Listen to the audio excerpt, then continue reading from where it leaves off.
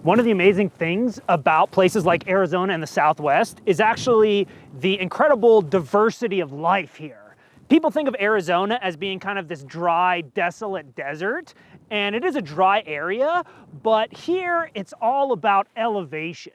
So right now, we're standing at about 5,000 feet, and this is what you would call high plateau desert or kind of semi-arid grassland. You can see not a lot of trees are growing here. It's all low-lying shrubs and grasses. And that's because this area is not going to see a lot of precipitation.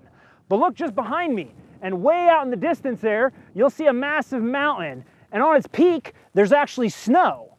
So what's going on here is a relationship between pressure and temperature. And this all has to do with what's called the ideal gas law. Anytime the temperature changes, the pressure will change.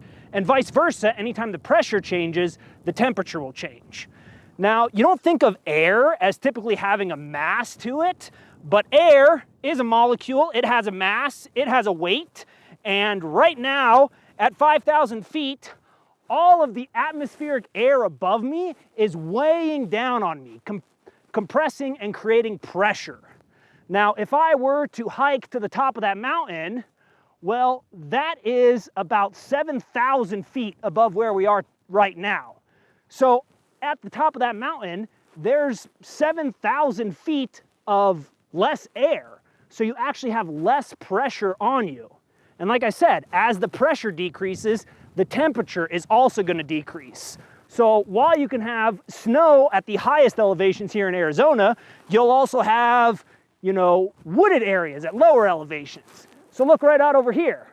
We've got a lava flow from the Anderson Mesa, creating this uplifted area where you'll find pinyon and juniper trees. And then down here in the high desert, it's the grasses and the shrubs.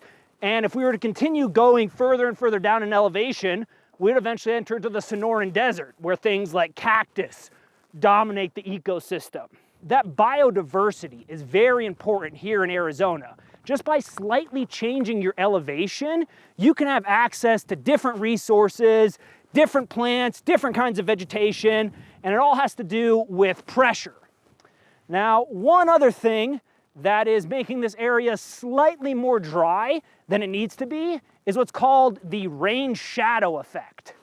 Basically here, most of our storms are coming off of the Pacific Ocean, so they move from west to east.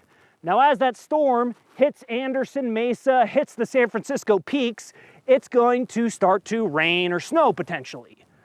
Well, as it passes over the peaks, all that water it dumped on the windward side, now it's going to have less water. And on the leeward side, there's this kind of rain shadow effect. You don't have as much moisture dropping right here.